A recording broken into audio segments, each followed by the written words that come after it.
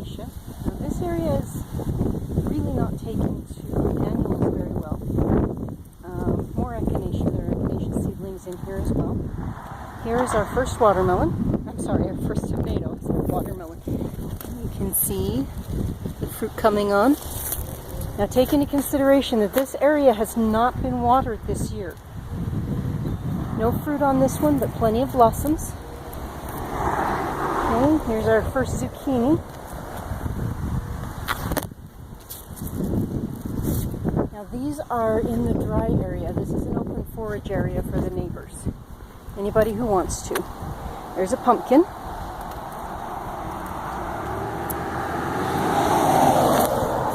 Okay. See if I can find them. We've got female blossoms coming on.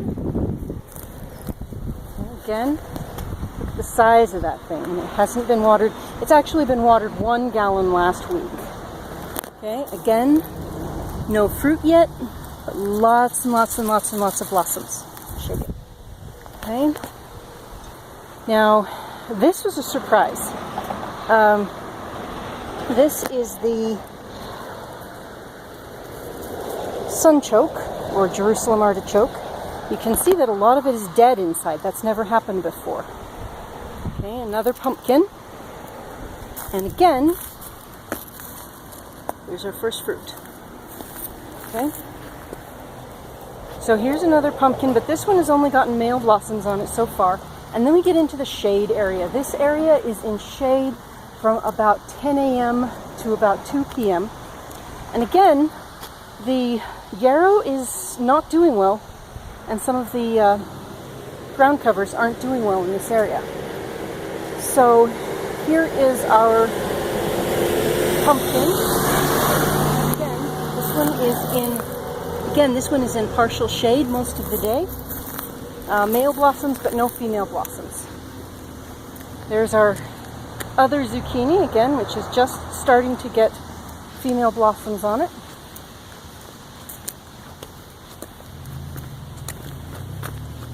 The sole surviving watermelon. And this one is a yellow straight neck summer squash. Okay? Okay. So the thing with this area is that it does not get watered. All the water that this area gets is from spring, summer, spring and winter. And last year and the year before we had good springs, very wet springs, and everything in there just thrived with no help whatsoever.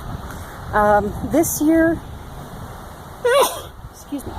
this year we've started having some problems, even with the drought tolerant stuff, because even the drought tolerant stuff needs some water, and we had a very, very dry winter. So, last Saturday, I guess a couple days ago, no, a week ago, it was a week ago, I put a gallon of water on each of the pumpkins. The watermelons seem to be doing okay without that help. Or no, yes, the watermelon, but also the tomatoes seem to be doing just fine without that help. So I did not put any additional water on them. This is one of our watermelons. And again, this is a dry area. This isn't as dry as the other. I have been watering it periodically. I don't see, this is the watermelon that's going to be the primary female parent this year. So I'm pulling off all of the male blossoms so that it has to pollinate from my landrace. So the dry garden area, again, park strips, it's done pretty good. Considering that we had a very dry winter last year, and I watered it the first time a week ago, that's pretty good in my book. We've got pumpkins coming on, we've got zucchini coming on, we've got yellow squash coming on, we've got tomatoes coming on, and they're all doing great. So this is an experiment that I'm going to continue next year. I think what I plant out there and what I plant in the other dry garden is going to be determined more by how much water we get during the winter.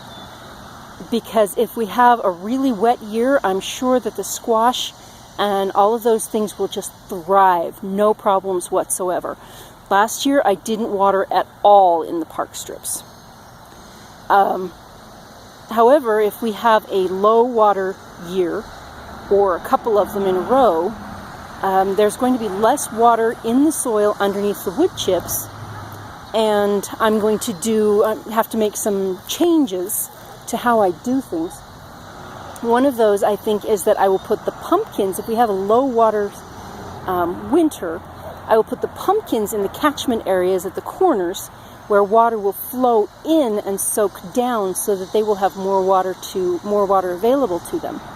Right now I've got the zucchini and the yellow squash in the catchment areas, and they're doing fine, but they're not doing well. I did the catchment areas last fall and this spring, and then we didn't get the storms that we usually get in the fall and the spring. So those catchment areas are essentially the same as the rest of the soil right now.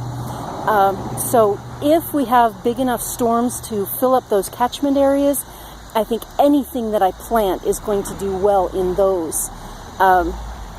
So if we have a low water year, I think I'll put pumpkins in there. If we have a high water year, I could plant just about anything in there. But right now, the thing that is doing the best in the dry garden is the tomatoes.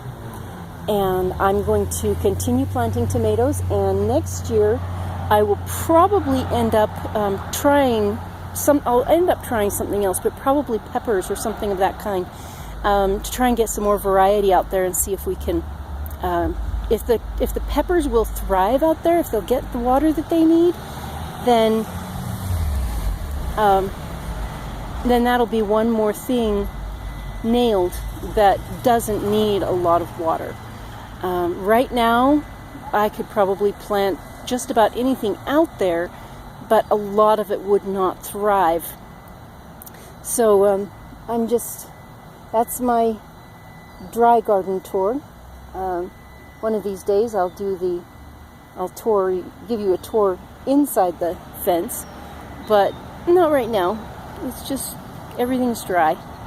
And it's interesting to watch the echinacea because it's so drought tolerant. But the sage and the horseradish are actually doing better than the echinacea in a lot of cases. And I don't know whether that's because there's too much water in the soil under the wood chips, or if there's something else going on, because I have 4 or 5 echinacea plants that are just dying, and I'm not sure why. But someday I will figure it out, and in the meantime we will continue to put in more plants, spread out the ones that we have, and build paradise.